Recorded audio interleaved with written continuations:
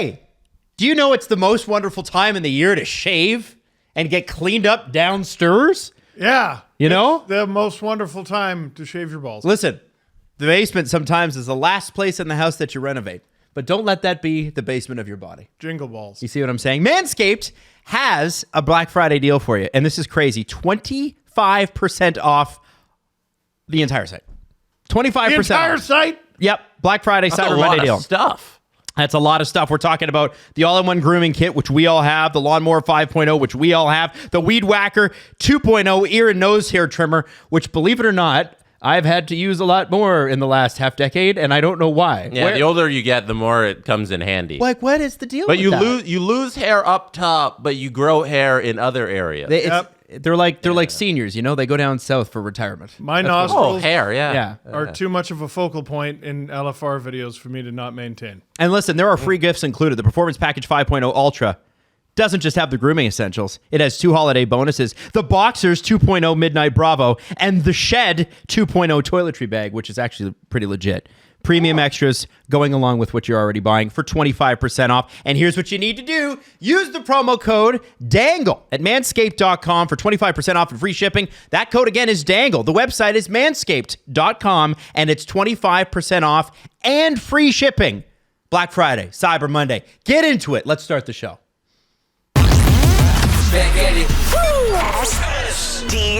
SDP, the Steve Dangle Podcast, with your hosts, Steve Dangle, Adam Wilde, and Jesse Blake. I do want to say quickly that my Movember page is up over $4,500. We could hit 5,000. We could. Wow. I don't want to hear any of this could. Well, tonight on the stream, ISO, no. What kind of a person are you? Get him over 5. Now! that's real dad stuff. I do want to say that over 110 people have donated. So that's been spread out over a lot of people. Wow. That's like an amazing That's number. great. That's So you're cool. saying Great. every It's not like donation my mom matters? who donated. My mom donated Right. $100. But like, I didn't want you to think it was like just a few people with a bunch of money. It's a lot of people with a lot of $19.67. A I lot of donated that. $100 too. I love you as much as your mom. Yeah, you do. You do. You do. I also want to mention Kingston Frontenacs, December 8th. Tickets are on sale now. You can get them in the description on this video or on this audio file. Wherever you are listening, it is in the description. And it's in the front store as well. And they're already out there promoting it. And we're going to be talking to Jacob Battaglia, Flames second round pick, at the show afterwards, which is going to be super fun. Who made a promo video for the event? Yeah. I know. We On should play that. Let's play that on Friday. Yeah. That's cool. Let's do that. Guys, before we really get into anything that's like real serious news, there is one thing I'd like to acknowledge. What that? Is that yesterday, somehow, some way, Sidney Crosby coming to Toronto made its way into the Toronto news site. Oh, no. It started with a hockey news article. Oh, Okay. no. I'm not going to spend a ton of time on this. Oh. Started with a hockey news article, which then made its way across the internet. And then this morning, I'm running the board for my mom's morning show because they're in Barbados right now. So was I. And she's like, I don't have anybody to run the board. And I was like, okay, fine. And I see not only handsome Chris Johnson on Insider Trading 4 different times on mute, Hot. but Brian Hayes was on with Jay Onright, and he's talking about, would Crosby be a good fit in Toronto? As if that's a question. And what does the package look like? And I just say, listen, I know Pens fans, I've been hard on you, but I am really going to enjoy this one. I know he's going to Colorado if he goes anywhere. I know. But can I enjoy this? No. Why can't I enjoy this? I won't even let my mind drift there. He's not coming here. He's going not. to Colorado. If he's going anywhere, he's going to Colorado. But like, He's probably not going anywhere. he's probably not. Also, please give credit to the correct people. Overdrive is the one who started this. I thought it was hockey news. That The Hockey News, they reference Overdrive in their article. Like, One of those. yeah, no, Overdrive got this. Jeff and all of them got this started. My wife calls him. She's like, the Jeff dog. I'm like, you mean the O dog? The Jeff dog. Hayes and McLennan and the O Dog, they all got this started. No, I the listen. Jeff dog. I want to say and Pasta, his co-host. I respect this so much. Noodles. Yeah. I'm I trying get to it. think. I Clever respect joke. the hustle. I love it. Very and clever. I hope that this that this ping pong ball that they've created never loses momentum, and that it just pings around the room like a stray bullet, doesn't hit anyone, doesn't stop, just keeps going until Crosby inevitably says, I'm staying here for the rest of my career. Can you all shut up? Oh, God. He's not saying that. Well, And no. if he meant it, he would have said it already. Is anyone asking him, though? I don't think anyone's asking him. No. And, well, they haven't yet. Oh, stop it. They will. You think they won't? People are saying. You got to ask the question. You're hearing it more and more. That's some of those are my favorite get out of it prepositions. Like, yeah, people have been saying. You're hearing it more and more. Yeah, there are rumblings. Chatter's picking up. There's no question. Let's talk about what really matters, though.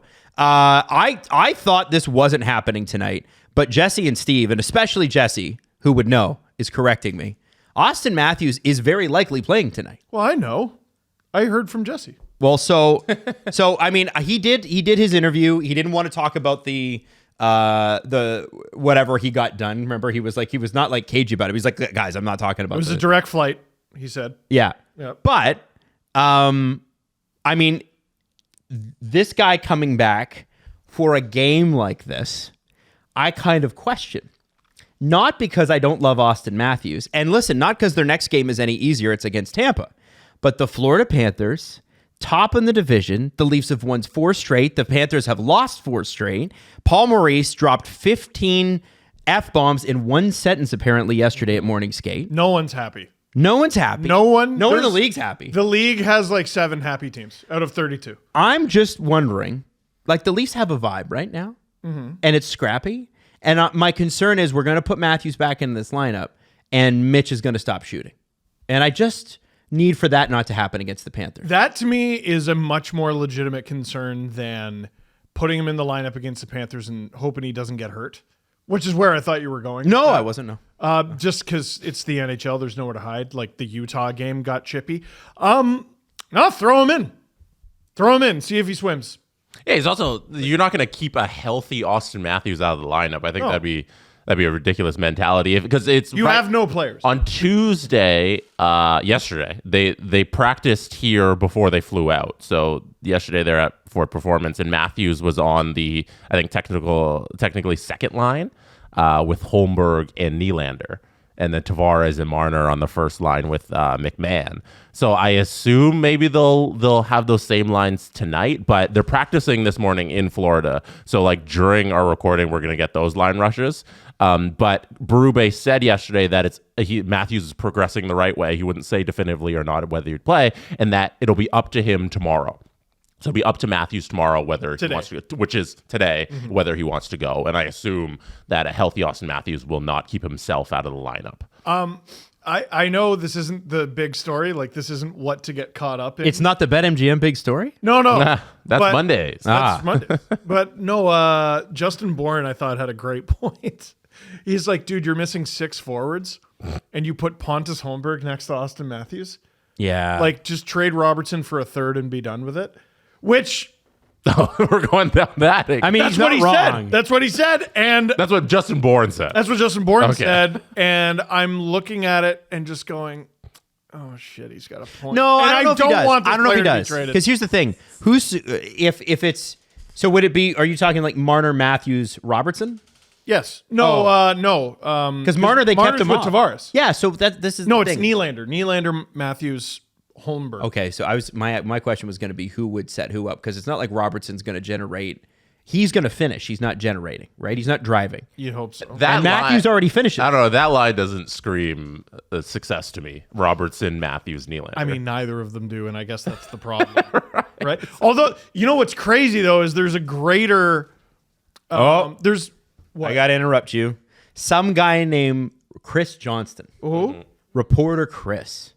Who the hell is that? I don't know. Has tweeted, it doesn't sound like Auston Matthews is quite ready to return to the Leafs lineup tonight. Hey, there you go. Still needs a few more skates to get back up to speed. Saturday's game in Tampa remains a possibility. Well, guys, I guess I was going on. Well, he probably is just a little out of shape. I think what's going on is the thing that Adam just said. No. Is that he needs a few more skates to get going. This began with him being day-to-day.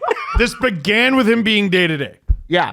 Yeah. But I don't think it's don't think that's the issue now. I think he said it in the interview. If you saw the scrum yesterday, he said, "Were you there for that? By the way, No, you weren't for that. No, not for the Auston. He said, "Listen, it's going to take me a bit to get back up to pace here because, remember John Tavares at the beginning of the season?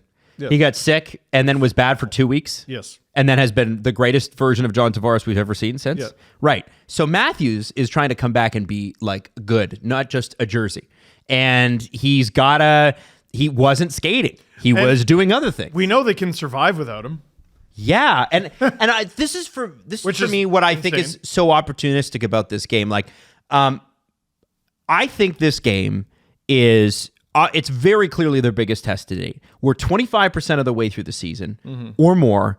You need to have a good effort tonight. You need to have guts tonight. And I thought Marner and Nylander and some of the other guys had a really gutsy effort this weekend. Oh yeah, like really gutsy. And I want to see what this team looks like without Auston Matthews going up against the team that they're fighting for the division title. And really right now, whoever wins this game is going to be leading the division. I think that matters. And I want to see these guys, because remember, the whole thing on Mitch is like, oh man, he's playing great hockey, but wait till April. And I get that to an extent. Although the guy does have there are moments of Mitch Marner being an absolute animal in the playoffs. I'm thinking specifically about Game 3 against Boston Bruins, and I was there, and it was 2019, and it was the spring, and he stopped that shot like off his face right at the. You guys know what I'm talking about, right? And it was like he was an absolute fucking monster. In that game. There's people who hate Marner no matter what. There's people who defend him no matter what, and then there's normal, tolerable people. Right.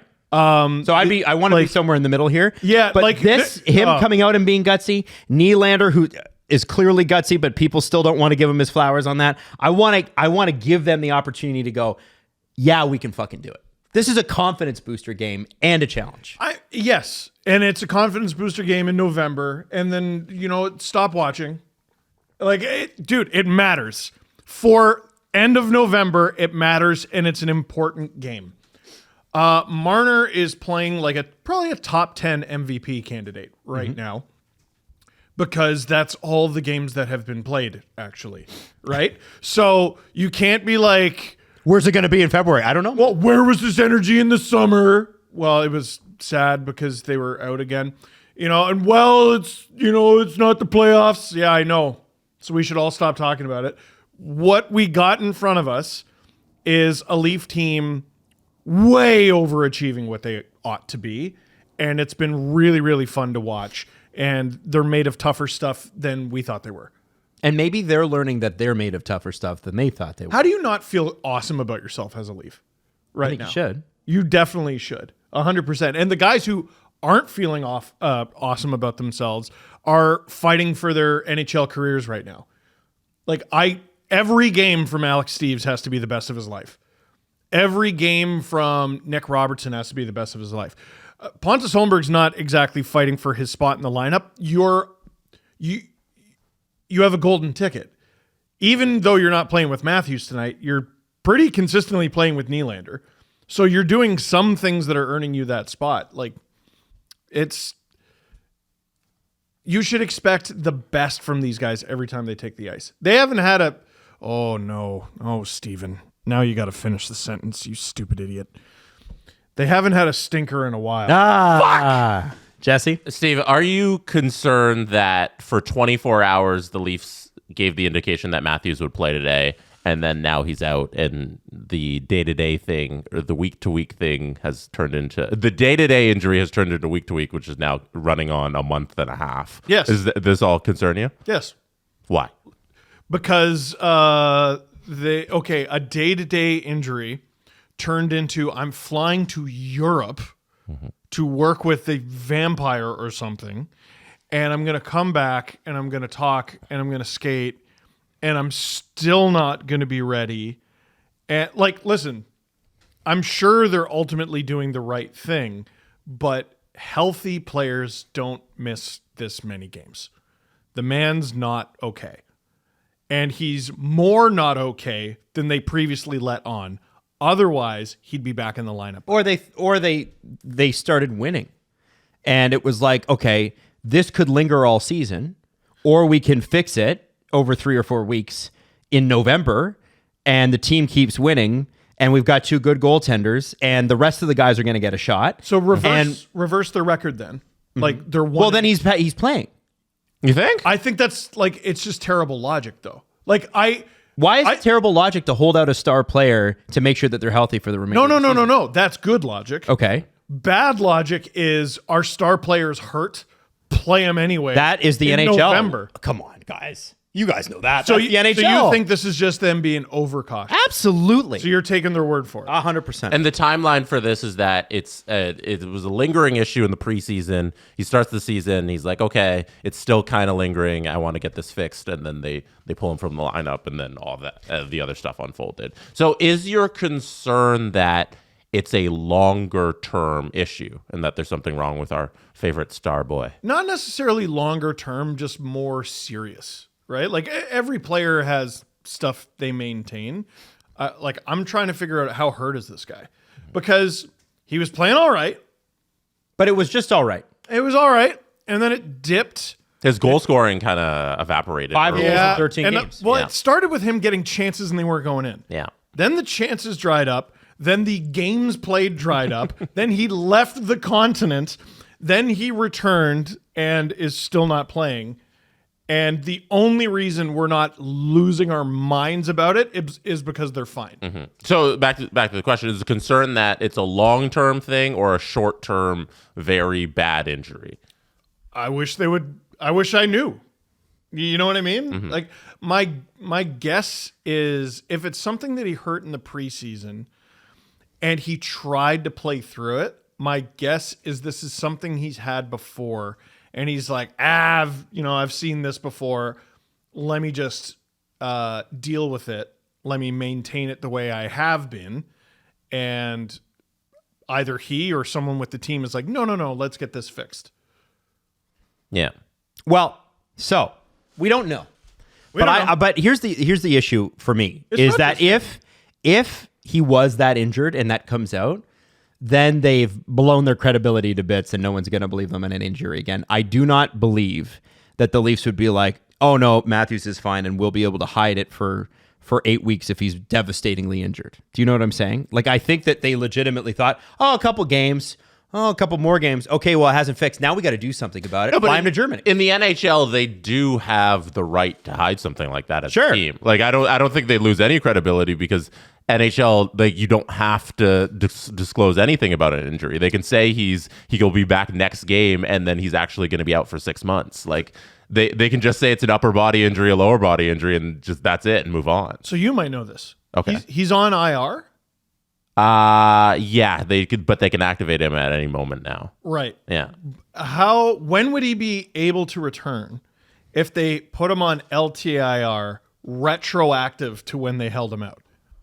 Because is that what's going on now?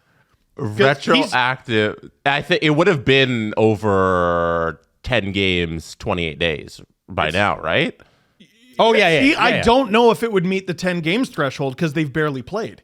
Well, hold on. The Leafs have... Right. Also, I don't know if can you do that? Sure, you can. You can do retroactive. Yeah, retroactive to when he was. I think it'd be. I don't know. Just you could probably. You can do it retroactive because the Leafs you don't know what a player's timeline. So the Leafs have played. Matthews played 13. The Leafs have played 21. So they've played 8 without him. So he's missed 7. Yes. Wait, 8. He's played 13. They've played 21. Yeah, 8. Sorry, they've played 8 without him. Yeah. So they sit him out the rest of this week. Could they not retroactively put him on LTIR and then immediately activate him? Yes, but they have so much money on LTIR. I'm not sure it matters. Yeah. What? I don't know. What would be the point of this? I don't know. Yeah. Cap finagling? What are you asking this? Cap finagling. Like, okay. For what purpose? Cap room? For what?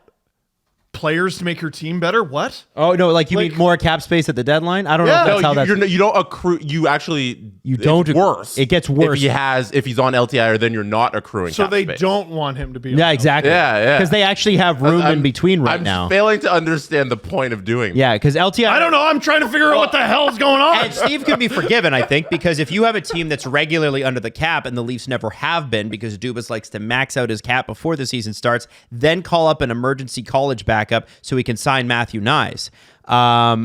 We haven't had a situation here where Toronto's ever accrued cap space. And that goes all the way back to like David Clarkson's contract being traded for Nathan Horton's contract. And so you are able to buy into the LTIR space, but you really want to accrue cap space because LTIR space is limited. Cap space can be... the best thing for your team to do is be under LTIR. And the Leafs right now are into LTIR. Because of all of their injuries. It's bad. Like they don't want that. They're not in a good position. They're not happy about it. They're not happy about it. Now, let me run you through some of the power play lines because this is going to be interesting. Riley, William Nylander, Marner, Alex Nylander, and Tavares on the first. Alex Nylander is on power play 1? Because Fraser Mitten's been moved to power play 2 with he OEL. played on PP1 on Saturday or on Sunday. He's a really good power play player. Mm-hmm. Yeah. I think if you're going to have him up, you should. Oh, sorry. No, he was out with Nylander, but technically it was PP2 because Nylander just stayed but out. They did take, double-shifted. They double shifted. OEL, Timmins, Robertson, Mitten, McMahon. And people are saying already, well, shouldn't Robertson get that PP1 spot? And I'm like, honestly, to be on PP1, you should have to convert. Well, and it's not like he's not getting power play time, but what snake bitten or not, the puck has to go in, right? So, okay, here's what I'm trying to figure out. So you got Riley quarterback, Nylander left side, Marner right side. I mean, they do alternate. And Alex Nylander high and Tavares low. So that's my assumption. Yeah, that's what I would imagine, the way they're playing it. Like in front of the net. Yeah. And Alex Nylander's taller than Willie and has a great shot. And I mean, Willie could even be in that spot, and Alex could be where Willie used to be. I don't know. I think I think Alex benefits more from being closer to the net. And that's where Willie scored most of his goals up until recently. A lot of the noise he made in Columbus last year was from a little further out. I don't know. Right. It's they can move around. That's the nice thing about skates is they move you. They do. So anyway, it should be a fascinating game. As I said, Paul Maurice is not thrilled with his team. Mm-hmm. And this is, if you remember, in 2022 or 2023, the Panthers rolled in Toronto, and Keith Tkachuk called the team soft on Toronto radio. And that night, they kicked Toronto's ass and then went on to the Stanley Cup Finals. If the Panthers lose this game, I'm putting $5 on them to win the cup. Really? Yeah. See, I would have thought if they would want to use the Leafs game as a turnaround game. No. Okay. That's a tough one. Either way, I hate that it worked out this way. Right. I really do. I never like when a narrative-heavy team rolls into Toronto because I'm sure that goes into it. Yes. I'm sure they look at it like this is our chance to change the story. Absolutely. I mean, the difference is no one's looking at the Panthers and going, yeah, they suck. No, true. They're crazy good. They are crazy good. But I look at that in a thing of like Toronto used to be the team that if you wanted your slump busted, even though they were a good team, that's what made it feel so good is you could physically run them over and then you'd beat them and they wouldn't care too much and you got your win. But I don't think that that's this team. I hope Stoli, the goalie, has a great game. Me too. He said it's just like any other game. Do we believe him? Shut the Is he? No. He's getting a ring tonight, right? Him and Lorenz? They already got it. Lorenz and OEL. They got them already. They already got them. What do you mean? They were given them this morning. Oh, this morning. Yeah. Okay. But I assume they'll have something on ice to thank them. I hope so. It's in Toronto though, isn't it? Nope. It's in What? Florida. No, they're in Florida. Oh, I thought they were in Toronto. Yeah, baby. Oops. No, we talked about how they traveled and all. Oh, my bad. Oh, yeah. Sorry. No, you're right. My bad. No, they're in Florida. A couple other things about the injury stuff because that's just the whole news. Domi is the one who I think has been so much more injured than we all know. Oh, way more injured. Dude, that guy played some of the worst hockey of his life for a month. Yeah. And it's like heart and soul. No one should hold it against Domi that he was and has been brutal. Because he started the season leading the league in primary assists and then died. Yeah. And it he was has, the Montreal he has 0 game. goals on the season so far, and he didn't even travel with the team, so he's going to be out these 2 games at least. No, he's broken. And then, so I thought that was just fascinating that like they tried to get him to play through all of that because they refused to call up the kids, and then now they call up the kids and they're like, oh, everything's still fine, and they're winning. Minton wasn't even an option at the time. Yeah, Right. he was still injured. too. But like you can still find anybody besides half broken Max Domi or fully broken Max Domi. So it's good that they're just giving him the time off here. Matthew Nyes was skating around, which was fun to see. Dakota Mermis, who broke his jaw or had jaw surgery. Sorry, I saw him I was at the morning skate on Sunday. He was out there before everybody, which is fun. He had the big bubble cage on. Yeah, so which that I'm was, sure is going to drive him absolutely insane the entire time he uses it. yeah, but he's on LTIR, so they gotta activate him at some point if they want to play him. Well, he's on LTIR conditioning loan Yes, right now, just like Hakanpää was and Dewar was. Jesus, So the Leafs haven't been this banged up in a long time. No, and Hakanpää was also out there on Sunday, and he's been given so much time off because he's coming back from all of that, and they don't want to play him too much. Right. He's maintaining all that injuries. And Steve, I feel like you are very fair in your right of being concerned about Matthews. Like, I feel like as any fan of any team, if your superstar player is out for a month and a half through mysterious injuries and they're flying around the world, you can be concerned as a fan. Right. That's fair. I mean, and Max Domi's he's in Berlin right now. No, we didn't hear any of that. And this is anecdotal, but I got a message because I was like, Blues fans, what is Craig Berube's temperature on 11/7? And apparently he went to it quite often. Okay. In St. Louis. I am taking the word of one Instagram DM, but it's again something that I think the Leafs should look at as an option. Fart boring. It is fart boring. They have 8 quality NHL defensemen. You don't even need to use Hakanpää. You can put Myers in there. Yeah, He's back. Why don't you do 7-8? Not at 7-8. Sorry. What- Sorry. you- Yeah, 10-8. play shorthand. Why don't we do a Messed that up. 10-8? Why not? Why not? They could. All right, now. I'd love to see it. Get ready for Puck Drop at BetMGM, an official sports betting partner of the National Hockey League. Yeah, Crosby finally hit 600 goals. he did. Yep. Knew it. Happened. Didn't happen. People said he would never hit it. Think the Leafs are favored against Florida tonight? Really? Do you think? I would No. assume Florida's favored. You think Florida's I think they favored? got it. Because they're on a 4-game losing streak, though. And you No. can bet on that to snap against the Leafs. Jesse, I think the Cats are dogs. that the Cats are not dogs. The Florida Panthers are the favorite tonight to win against the Toronto Maple Leafs. There you go. Okay. You see? Okay. So does that mean you're leaning Leafs or Panthers? I'm leaning Leafs. I'm saying it.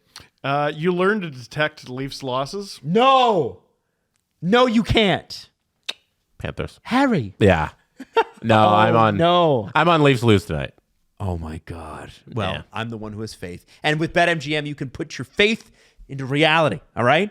It's an official sports betting partner of the NHL in Canada. They're also the king of sportsbooks. BetMGM.com for terms and conditions. Must be 19 years of age or older to wager. Ontario only. Please play responsibly. If you have any questions or concerns about your gambling or someone close to you, please contact Connects Ontario at 1-866-531-2600 to speak to an advisor free of charge. BetMGM operates pursuant to an operating agreement with iGaming Ontario. You should take a bigger breath next time. Okay, there's something I want to show you, and I want to make it about the Leafs. Is it your butt? Now, Jesse, I've sent you 2 videos. The first one I've sent is from NHL.com, and it has to do with a play with one Timo Meier. Now, Jesse or Steve, for people who may not be familiar with Timo Meier's game, what is Timo Meier's game? Oh man, he's so Swiss. He's super, but he's not Swiss. That's the weird thing. Is he not Swiss? No, he's Swiss, but he doesn't play Swiss. You know what I'm saying? Well, what is Swiss? Well, it's a neutral country. He doesn't play that way. Oh, You see what I'm saying? Oh no, he's an aggressor. Yes. He's a big player, likes to use his body to score goals. Right. And has scored a bunch, praise be, because he's on my fantasy team. Bzz. Both of them. Devils are scoring a lot of goals. They sure are. Sheldon Keefe. Jack Hughes, Timo Meier, and I've got another one, Jesper Bratt, too. It's been beautiful. It's been super hot. I always thought he would be a good fit there. And it's funny. They switch out the coach and whatever. Now, Timo Meier got into a pretty nasty little spat on Monday night. I don't know if you saw this. Did you see it? No, I knew he was suspended. I thought my good friend Adam Wilde would bring it up on the show. So he got a game. Okay. And Jesse, if you can put it forward now, you could see what he's about to do. Okay. Is there any way to free? Just so that looks like it's going to be pretty bad. And then watch. Yeah. Oh. Okay. Now against Alan Walsh client Zach Leroux, right? Which might explain why he only got one game. That's a pretty rough cross check. It's very bad. LaRue, right? LaRue. He was on LaRue. He was on Agent for Oh, my bad. I pronounced it wrong. Been there, done that, messed around. Okay. Now, Jesse, I sent you a second video. It's a good song. And Maddie, ISO me for a second. I want to take this Timo Meier suspension, and I want to make it about the Leafs. I knew it. I want to make it about the Leafs. Now, you're probably asking yourself, but Adam, how could you possibly make it about the Leafs? You couldn't possibly talk. You couldn't be talking about Morgan Rielly, could you? Could you? I'm not talking about Morgan Rielly. I know. I'm not talking about Morgan Rielly. Who was the last guy that was suspended before Morgan Rielly? I don't even know. Do you know? Well, I saw a spoiler on Jesse's screen. You want to bring it up? Auston Matthews. We were there for this game. Now, Auston Matthews cross-checks Rasmus Dahlin in the face. And, by the way... It's bad. It was... They even mentioned this in the video. It was meant for his shoulder. It rode up, and it hit him in the face. And it's bad, and he got suspended. Wait, the Matthews one? The Matthews one. Okay. Timo Meier didn't try to cross... to hit anybody anywhere other than the head. Timo Meier got one game. I guess the argument would be... LaRue was coming toward Meier, whereas Matthews and Dahlin were standing stationary, and Matthews just they were gooned him. Meier and LaRue were tied up already. Timo Meier had already cross-checked him in the ribcage before the cross-check to the face. So no. So in the video, then, since the NHL has set a little standard that we like to explain things, especially to dumb little Leaf fans, right? Mm-hmm. Eyebrows. Why is this one and another is two? And this is how we make it about the Leafs. Why is it one? Standards are good. I'm open to this being one. I'm not even saying that Matthews should have been two or shouldn't have been two. It was a bad cross-check. But I'm just asking, what is the standard for beating a guy in the head with a piece of carbon fiber? Is it too much to ask? Like they should actually put that in the NHL players. Beamed him in the head with carbon fiber. Not allowed. Can't do that. Like that's funny. Make that fun. Yes. Jesse? This is beaning. Do you see any difference? This is beaning. Do you see any difference between those two plays that would lead you to believe there's a one game difference between the two of them? We could go back and watch the Department of Player Safety videos if you really wanted to do that and find out their explanations for both. Compare because they released videos for both of them explaining why each is. So it's not like we don't even have to ask the question; they explain it to us. Do you want to? I'm asking you. I would do it.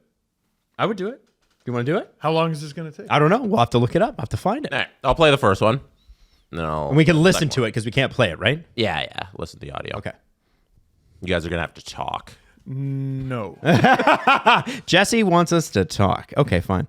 I am curious to hear how this is done. Well, okay. And this was sent to me by somebody who thought this is worth bringing up. I can't imagine who that would be. Just saying. All right, here's the I Department didn't even do the prep here. Was it sent by Timo? I'm not going to tell you anything. Here's the Department of Player Safety's explanation on the Timo Meier suspension.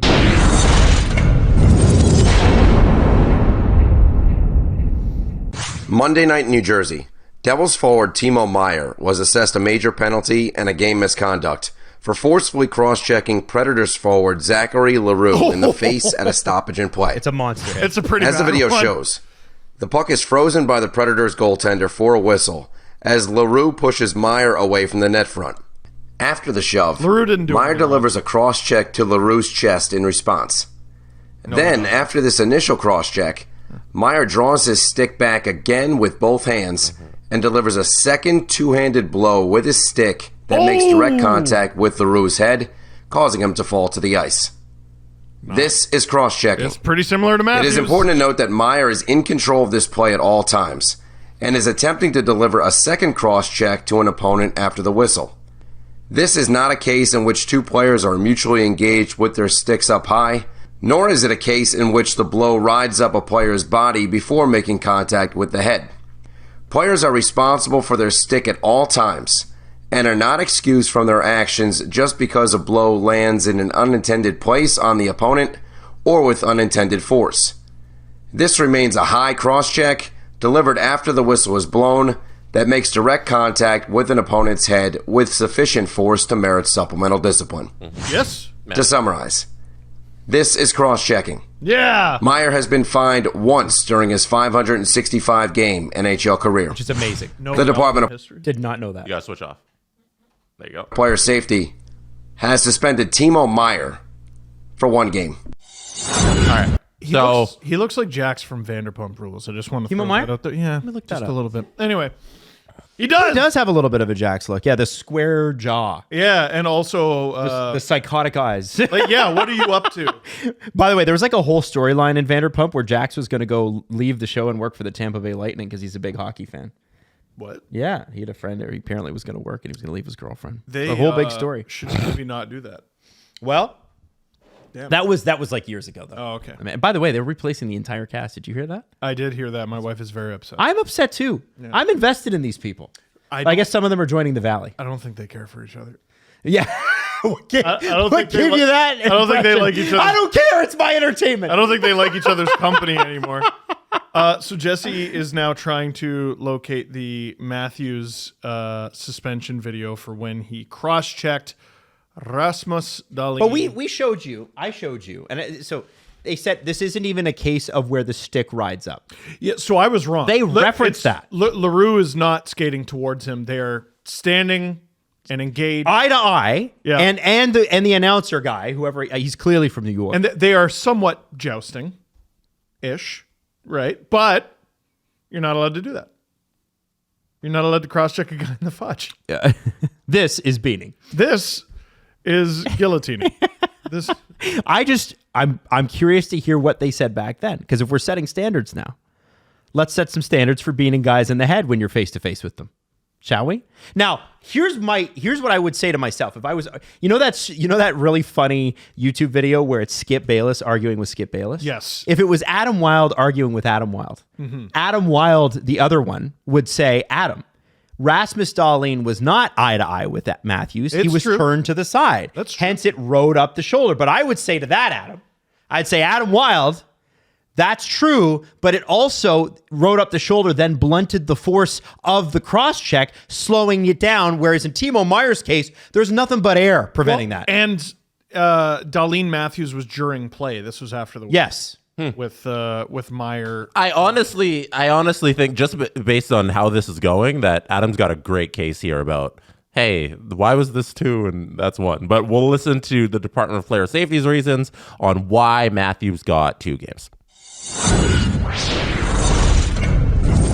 Also, Twitter's search is just fucking broken. It's awful. It's The whole goddamn website. It's the worst. If you What a search piece of shit. if you search the @ handle plus Auston Matthews, you don't get all the results. But I just did it in Google and the tweet comes up. So just I'm not Twitter's- on And Twitter Google's- because I think it's good. Yeah. I'm on it because I've been Hey. there forever and I have a following.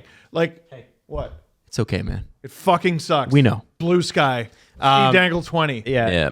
But Save me from this hell. yeah, Elon needs to fix that search function. It's not Google's much better than their own search. Anyways, here we go. Fuck off.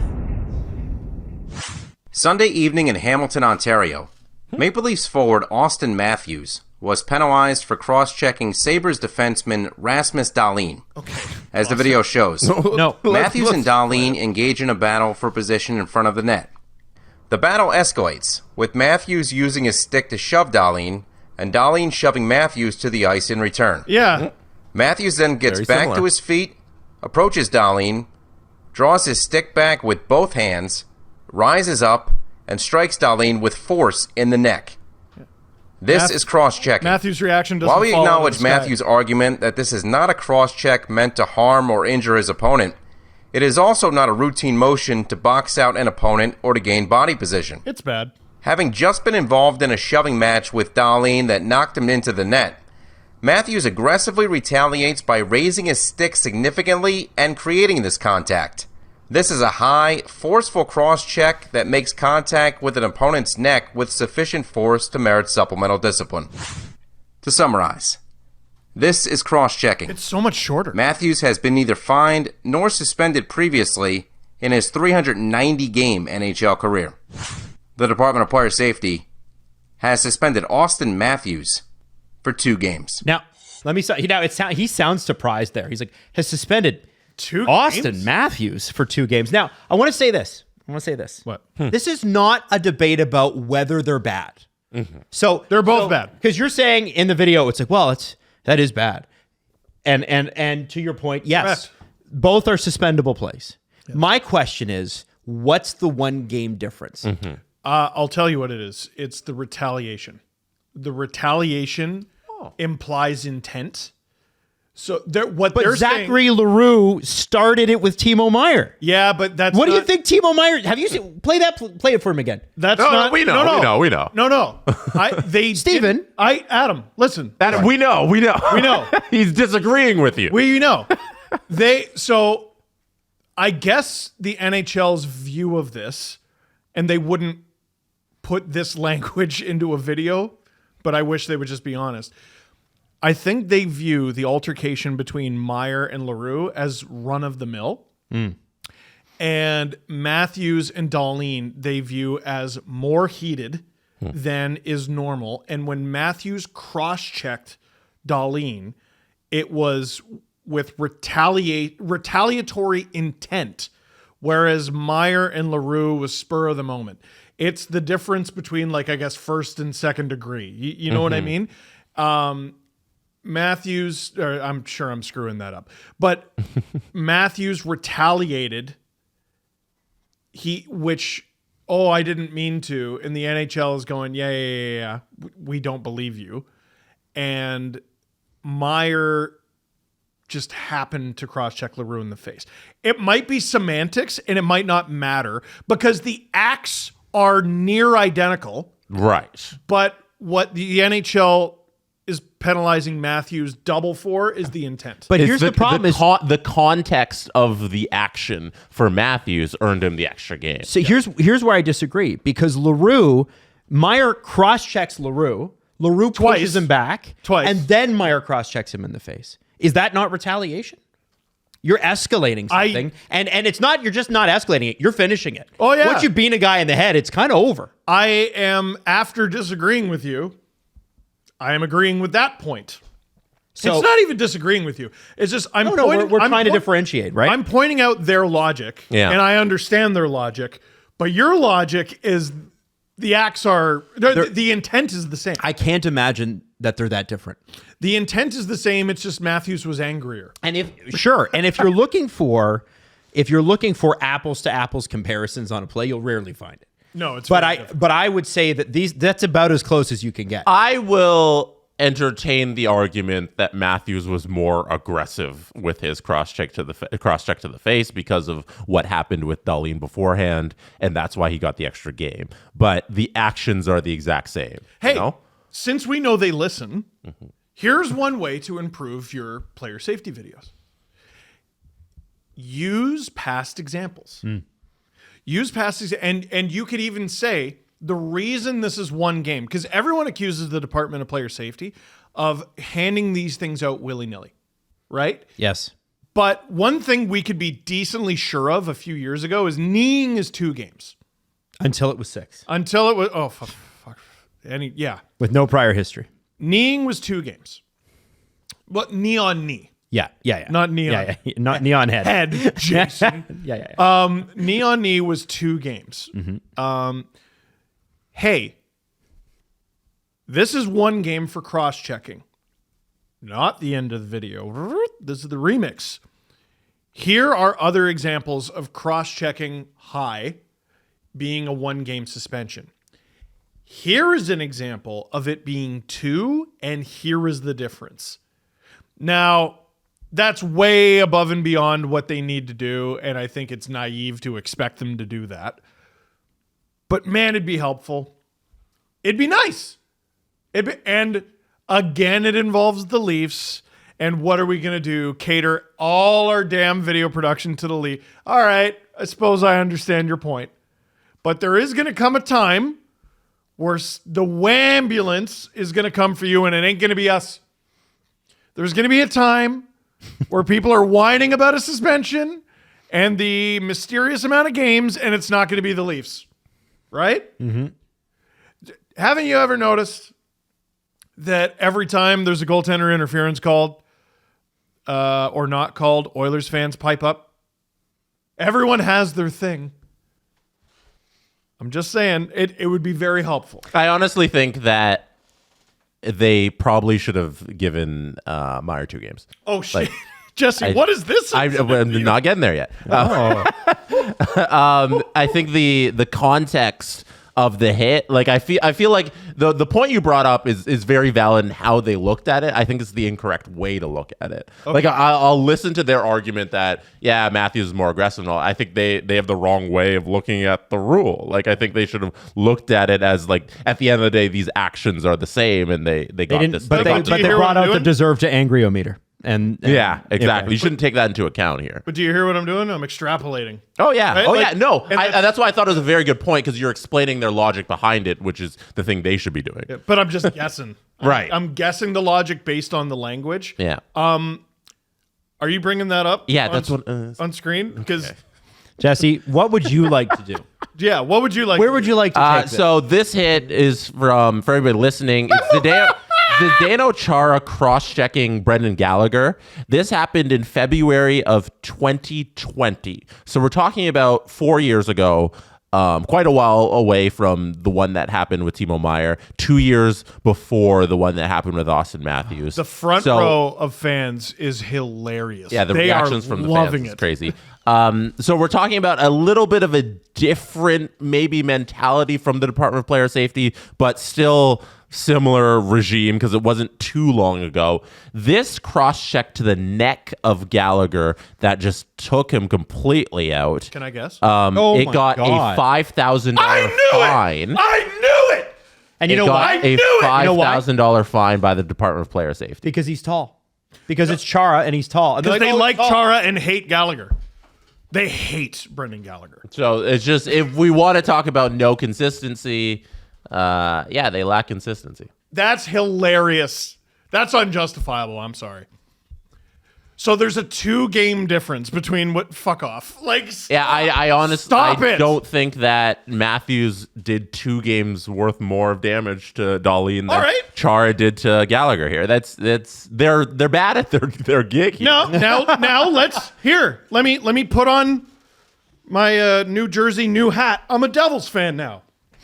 Okay. Why was Meier suspended 1 game? When Chara got fuck all. Yeah. Because Chara's taller. That's what people will say. Yeah. Oh, he's taller, so it's hard.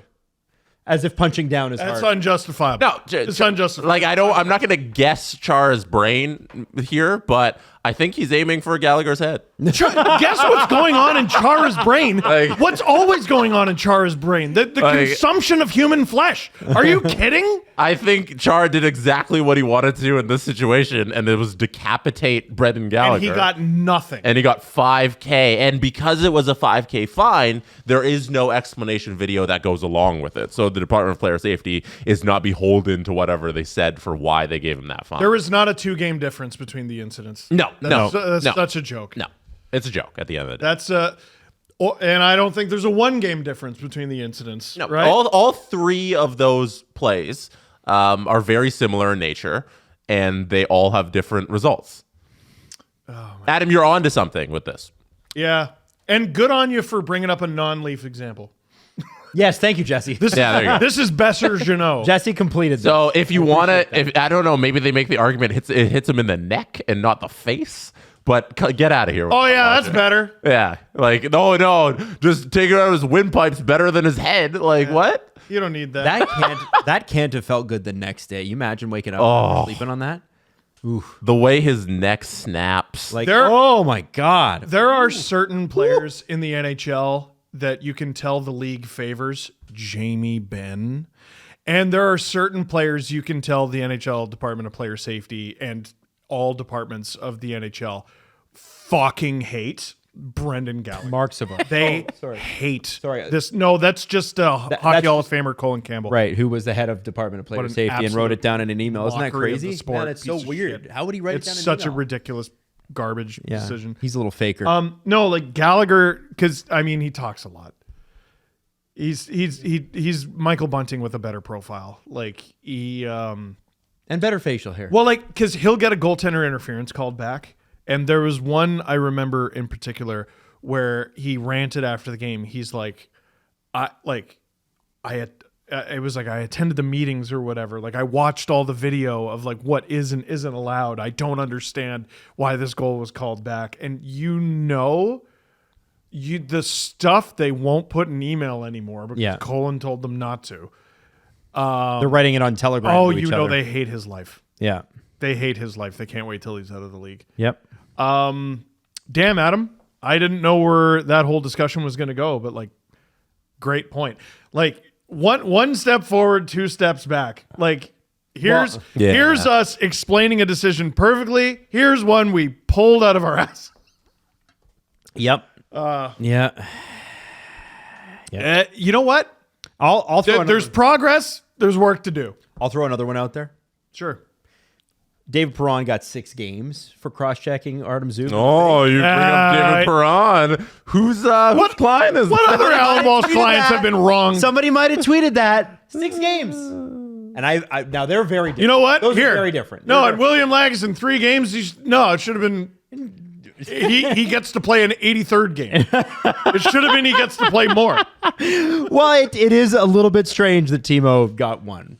It is. It's a little It strange. is. I think everybody has a point here. But, Our show of 3 people agrees that all 3 of us have a point. Yep. Well, and I can't take credit for this. The person that sent it to me must, but they must remain anonymous. Oh, yeah?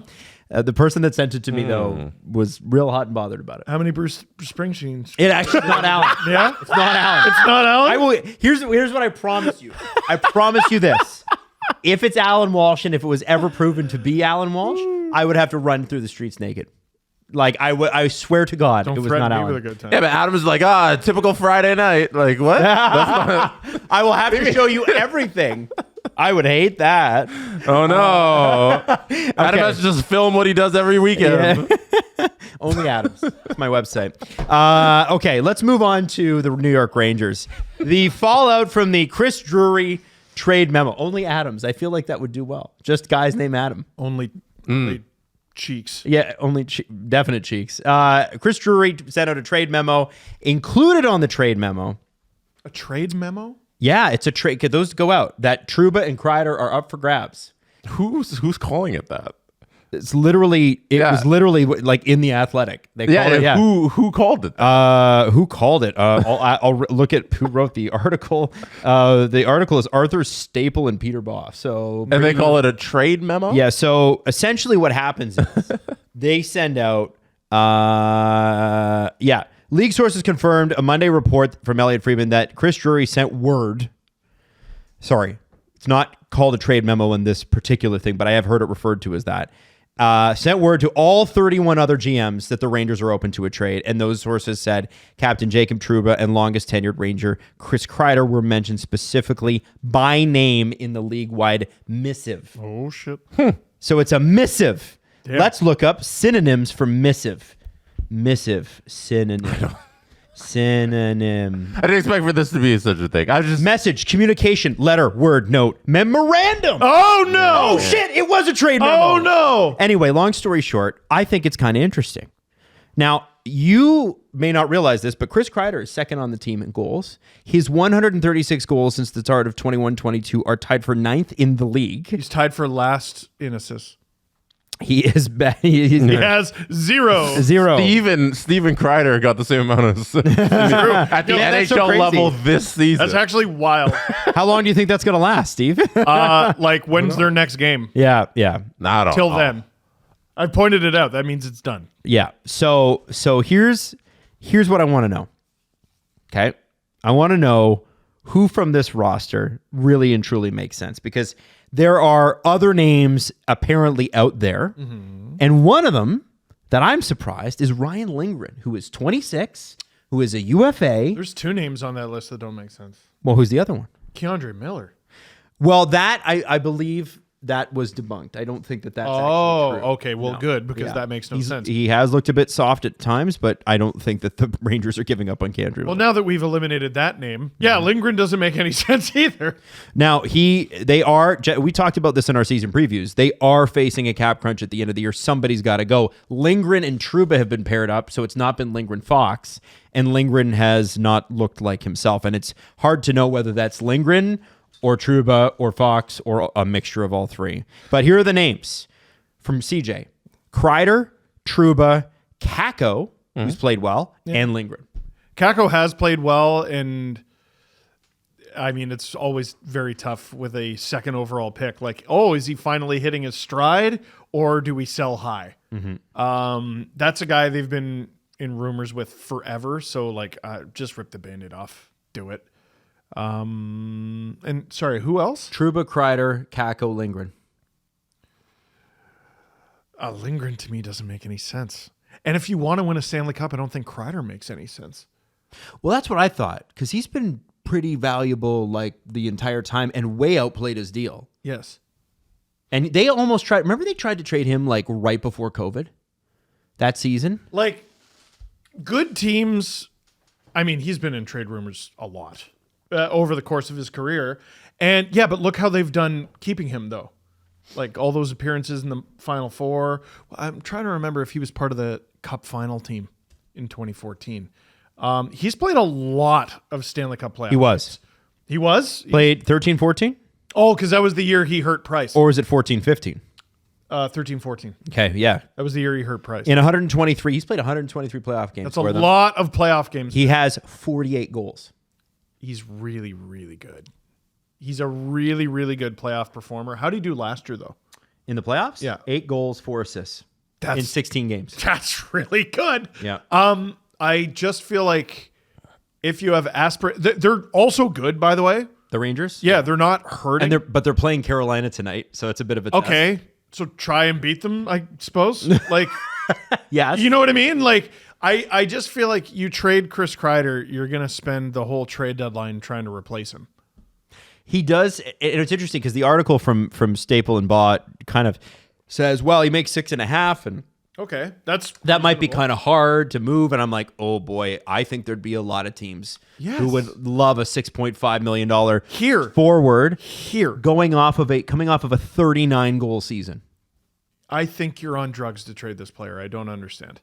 Yeah, they haven't been playing well. That's the thing. The record sits all right in comparison to teams who are looking at, hey, we're in a playoff spot. We're above 500. We've been winning more games than we're losing. We're doing okay. Yeah. But this team doesn't want to be there.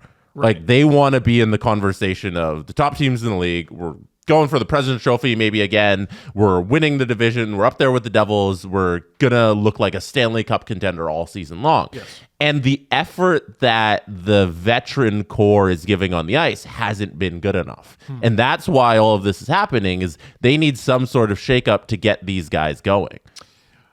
Despite putting up some decent point numbers, it's about the everyday game in, game out. They're disappointed with the results on the ice in terms of from an effort standpoint and looking like a competent Stanley Cup contender. This feels like the sort of situation where you lean on your coach. It sounds like the coach is not squeezing enough out of the core. You know what I mean? Okay, they're winning games, but they're not playing well. We have all these players who we know are valuable, when they're playing their best. Lindgren is super valuable. Kakko is a nice complimentary piece at this point in his career. Kreider is a ridiculous, he's still got good goal scoring totals, and he's good. He's one of your most consistent playoff performers. And then who am I missing from that? Trouba. All right. Trouba. Are you going to dismantle other really good parts of your team because you're having difficulty trading this guy you gave trade protection to? like we're going to make these other trades because we haven't been able to find a suitable partner for Trouba. Like, I don't mind them making a move, and I don't mind them settling for not good enough. You know, they refuse to settle for what they've gotten. I just don't. Kreider to me doesn't make sense. Lindgren doesn't make sense. Kakko, go for it. Trouba, obviously go for it. Right. And I think a move like Trouba makes a lot of sense to shake things up. Yeah, that trade protection screws everything up because I think Ottawa makes that trade immediately.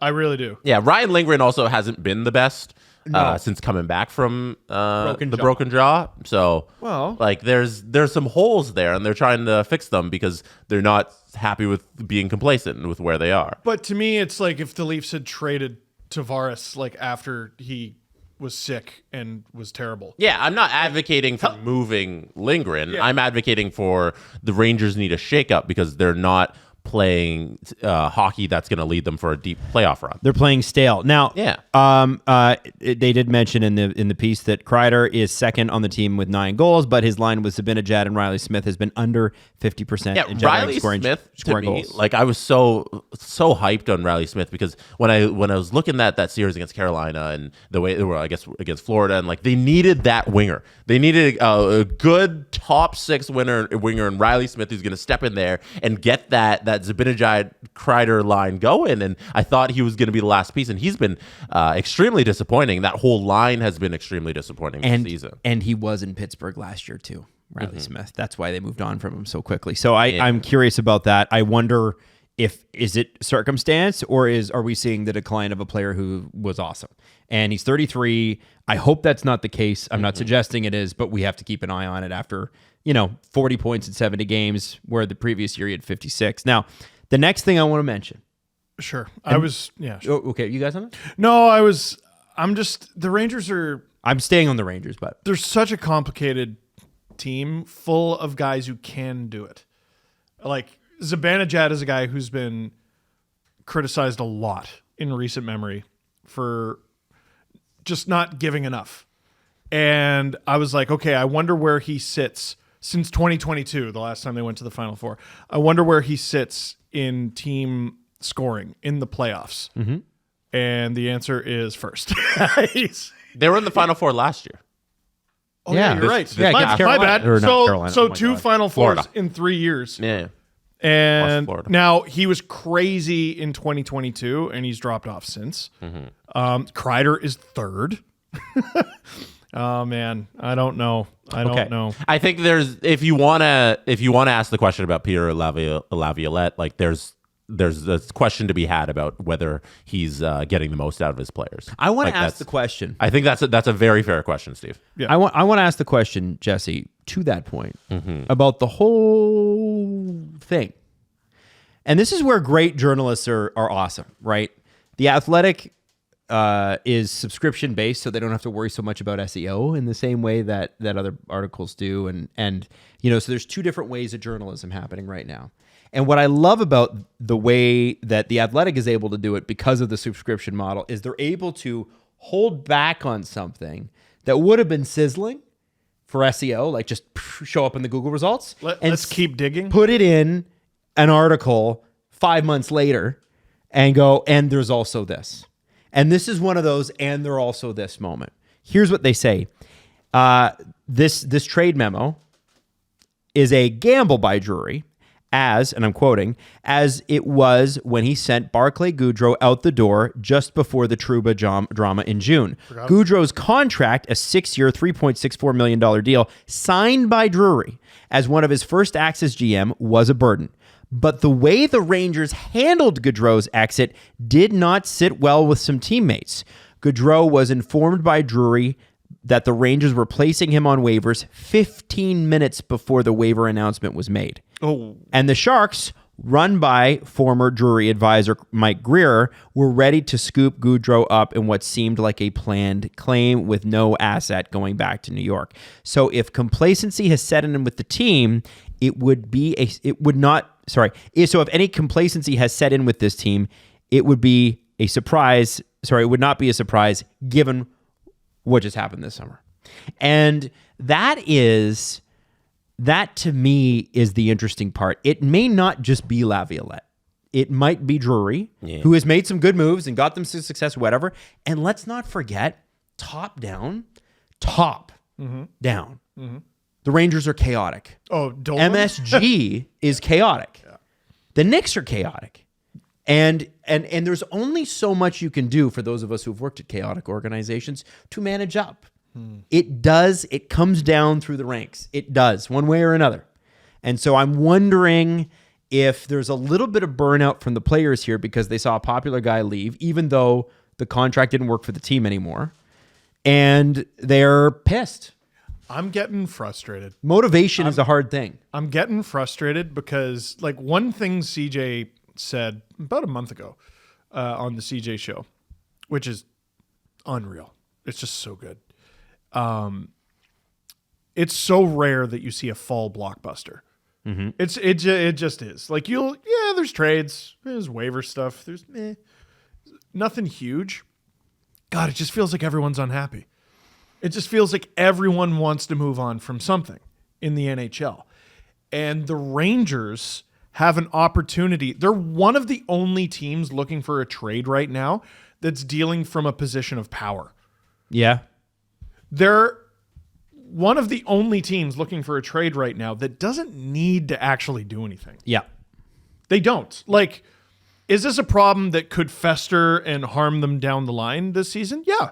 But they're 10th in the league. They're fine. They're like, this is the thing. Like, yeah, they're not playing well. They're fine. They will live. Like, you can kick this can down the road. There are other dudes out there, Bruins, who are fighting for their lives right now. There's other teams out there that Islanders have already used a bullet. The Rangers used a bullet. Blues. Yes. The Blues. There are The Detroit Red Wings. Yes. Ottawa Senators. Yes. Pittsburgh Penguins. Yes. Nashville Predators. Yes. Hugely. Huge. And I'd be targeting them. But what I like about that is that the Rangers are 10th and they're pissed about it. Yeah. Yes. I fucking love that. There's no, and then the farmer said to the, maybe. It's no, we're mad and we're going to New York this. How do we do it? We're going to telegraph it to everybody in the league. And here's the thing. It's breaking on Twitter literally right now. All the Rangers reporters I follow are going, Chris Kreider just talked to us. He was very forthcoming, blah, blah, blah. He's a very quiet guy. So there's a huge interview coming this afternoon from all the publications with Chris Kreider. I can't wait to read it's that. noisy. But it is noisy. And so whether or not Drury makes a trade here, what I can respect it is he's trying to spark something. 100%. No. And I'm Does not it blow saying up in he his face, shouldn't though? be. I'm just saying it just feels like something's so close to popping off somewhere. And I'm looking at the Preds, who should be competing for top of that division and suck. They suck. And the Rangers, who are 10th, but grumpy about it. Jesse?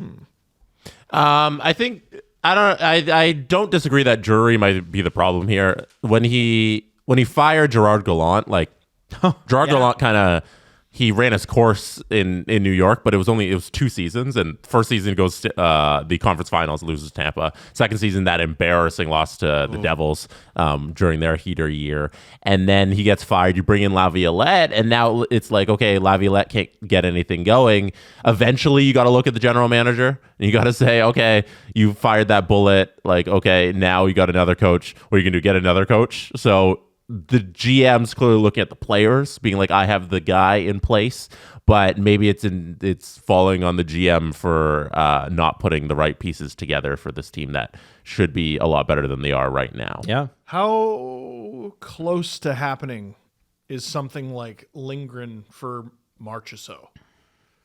Let's cook. Let's get. I don't think. I think you're trying to just will something for content. That's correct. Yeah. But Marchessault, That's correct. listen, Nashville very clearly needed to add center depth this year. They didn't. They went and somebody said it. It was like, oh, you've got Stamkos with Tommy Novak. Like, no offense to Tommy Novak, but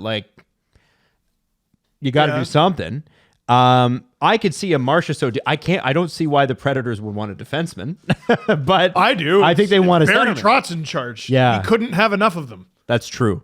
I'm just looking at points percentage too, just as a complete aside, gentlemen. The Leafs points percentage is a number that is near and dear to Toronto's heart. What do you think? Oh, it's 667. Yes, it is. I'm just throwing that out there. Yes. 67.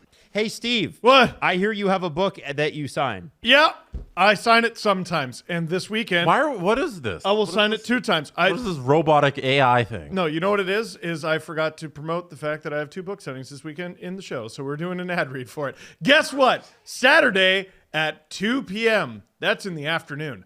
I'm going to be at the Toronto Eaton Center. Oh, no Go. way. Yeah. Oh, yeah. Yeah, see? What? This is 2 the p.m. you're gonna ads be work. Now Jesse knows, and now so do you. And then Why after did you say that like contentiously? Yeah.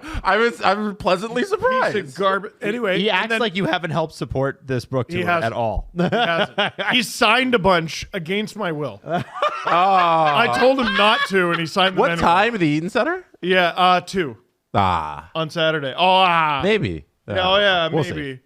Anyway, and then the next day, 2 p.m., I'm going to be in Barrie. Oh. That's close to your home. It is. It's very close to my home. Indigo? It is 33 Maple View Drive West. It is an Indigo, Nice. and it is a store and not a parking lot. And I will see you there.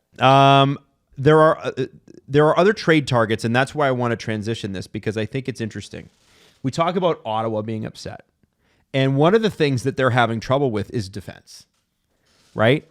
Lindgren, if that were allowed or if that could happen, maybe that helps. So here's the problem, is that Thomas Chabot is having like an incredible year and no one's talking about it. It doesn't matter. Well, It doesn't- yeah. right, well, it It's doesn't being matter. wasted. because right? because they're like, no, we have to play Travis Hamonic. And this is where the Sens drive me nuts. They gotta get better. They gotta add. Trouba's a perfect fit, in my opinion. Yeah, but he's not coming back to Canada. I know. But I think Lindgren would be good, because if you have a left side guy who could manage a high talent guy the way Lindgren did Adam Fox, I would look at Lindgren if I'm the Sens and I go, obviously you probably do more scouting, but Lindgren looked awesome next to Adam Fox. Lindgren for Kachuk. There you go. There you go. Like, I don't think they're moving Lindgren for anything that's not earth-shattering. Well, Like, there's no reason. His deal's to. expiring at the end of the year, though. That's my thing. Yeah, but He's a left shot. yeah, but they gotta get something back that's gonna be like really important to the team. What about right? a package that includes Ridley Grigg? What's the package? Is What it about Kachuk? like What if it's picks you can parlay into something else? Lindgren Kako for let's cook. Let's come on. You want the phone? Yeah. Pick up it's not just content. It's if you're a hockey fan, it's exciting. Yeah, but that's not. You can't just It's be like, fun! I want this for It's content." fun! No, but they should do it for the content a little. That's The Lindgren thing, it makes sense to move off of him if you're not going to re-sign him, because your cap situation next year is already looking tight. But there's also a really valuable player there that you got to get something really significant back for. yeah. right? Yeah. And I think Grigg's a great player too. could you not see though? Could you not see the Senators going like genuinely speaking? Sure. Do the Senators need to draft more people, or do they need to get some veterans on the roster and help Claude Giroux out and raise these? No, trophies? I agree with that. And I think so. The Senators, they I don't know, have good youth. and they have good picks available. And so this is where, if it's a Lindgren deal, and we're making it up here, but like if you have, so I'm looking at the Senators here, they have all 3 of their first picks this year. They've got 3/3 next year, and all of their picks in 2027. This is what we talk about every now and then. When a team is in on a player, they're in on a big player, and they don't get him. And then they just go, oh, well, never mind then. Like, that doesn't make any sense to me. The Sens were in on, they badly wanted Chris Tanev. and they didn't get him. And thus far, they've gone, oh, well, never mind. Travis Hamonic. And Let's if re-sign you- him. Yeah, if you struggle to sign guys, what do? You got to stay with the team you have, or draft it, which takes a while, or trade. Trouba has the trade protection, but like that's a team who maybe even more than the Rangers has to pick up the phone if they want to get better. And be like, hey, Jake, can we try to sell you on Ottawa? Yes. I mean, that's what I would do. Listen, if I wanted a guy, like if Jake Trouba made sense and I'm Steve Staios, I would pick up the phone and be like, can you at least let me talk to him? Yeah, 100%. And I would be surprised if that conversation hasn't already happened. It'd be very interesting if you could steal Batherson or Pinto for Lindgren. Oh, That'd be fantastic. I don't know You can that have Batherson over my dead body, I think, if you're the Sens. yeah. Pinto's interesting. You need someone who's going to score How much you 18 want? goals against the Leafs every year. How much you want Lindgren? You know, Yeah. I threw out Ridley Gregg. Yeah. it's not enough. I'd like more than Greg, because the Rangers would also have to give Greg a contract, but I don't know how much that'd be. Greg- It's RFA, but it's not Gregg that and a much. pick. I don't know. It's I like look I'm- at Pinto and Batherson. They're signed. You know, it's cost control. You know what you're getting. Jesse, young players. all of a sudden. You're throwing in a pick too, right? like- It's not- I like- What are you? you're getting Lindgren plus something for one of those two. Is this for the fun? the content, Jesse? Or you Well, you excited? I'm not just sitting here being like, "Oh, Trey!" Yeah, you are. Yeah, you are. Somebody do something. Yeah, you are. Make a You're not- video. You're not better like, than me. kind of feels You're like not you're doing better than that. I think Kind of feels like you're doing that. I'm Jesse. trying to speculate roster moves. I think that's just kinda being what it is. instead of just being a cheerleader for moves. Feels like an SEO play by Jesse Blake. Now I do want to throw this at you. The Sens, according to Pierre LeBrun, and you have to remember, it's Pierre LeBrun is relaying a message. I talked to the Sens. Here's what they said. Sure. The Sens want to put out there right now that they're not going to make a knee-jerk reaction. Yeah, shut up. And apparently, according to Pierre LeBrun, he said, I don't believe that's what Steos is thinking. There's a danger in trying to trade your way out of frustration. For example, I'm not trying to pick on them, but there are more than a few former Sabres players thriving elsewhere. A trade is not always the answer. Now, that is because the Sabres made bad trades and bad decisions, specifically with Jack Eichel. The team They could still have him. the team most poised to make a dumb I'm angry trade is Nashville. 100%. And we're going to find out if Barry Trotz is your president GM. You should call them every day Call them. and ask how the weather is, and also, do you want to give us one of your good players? They said he says the Senators made some moves in the offseason. It's time to let their roster settle. It's time for the players to figure it out from within. Here's my issue with that. They got Linus Ullmark. Linus Ullmark was a Vezina candidate and won it for multiple years. Linus Ullmark's been bad, but is he bad, or are the Senators bad at defense? And LeBrun acknowledges that they're trying to kind of get rid of the scars from yesteryear. He had a and that's 9-17 on the Sabres. what's that? He had a 9-17 on the Sabres before he went to the Bruins. So it kind of feels like this. Who's the common denominator here? Linus Ullmark, who's been good on the Sabres and then better on the Bruins, or the Senators, who have been bad since 2017. And I think there's blame to go around.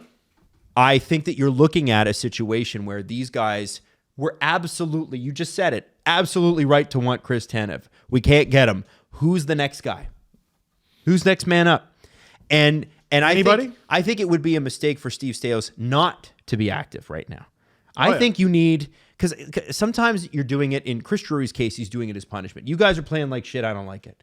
In Steve Staios' case, last year it was about, first off, managing the chaos of Shane Pinto's situation, the pick that they were fined in the Anaheim Dadonov Vegas thing with their previous general manager, all that stuff. You've had the year now.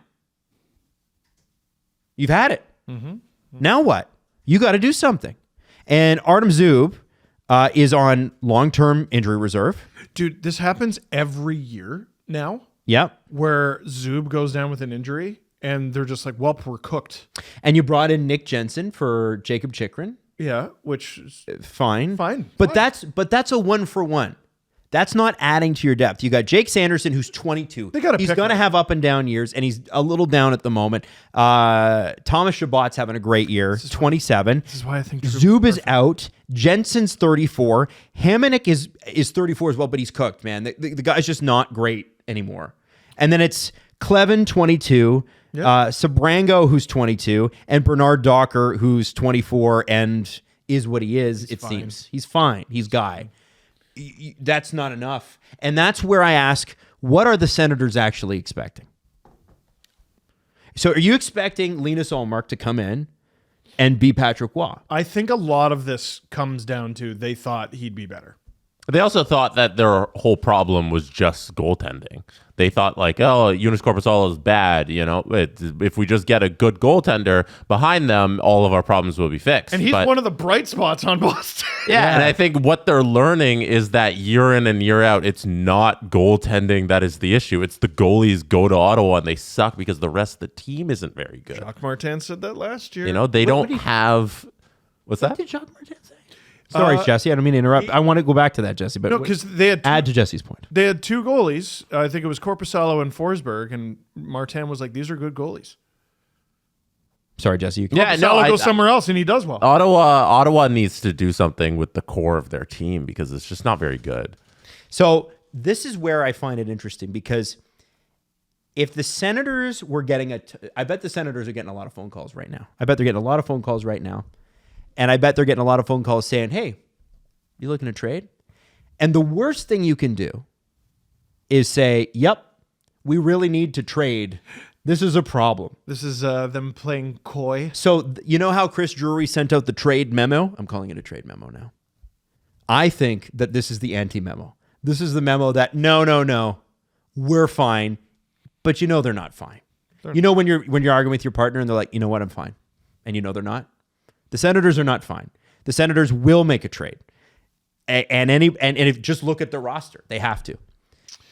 They have to. Yeah, but tradition says that they'll just run it back and keep the same thing and then do nothing. And win the cup. And then next eventually August. a player in Ottawa is going to be like, I don't want to play in Ottawa anymore. And then they trade him for 2 cents on the dollar. Which player is that? I don't know. It happens there's one every year. Like, There's one player that I'm thinking of specifically that forced his way out of Canada and then went to 2 straight Stanley Cup finals. Who is that? Oh, who was it? it was Matthew Tkachuk. Oh.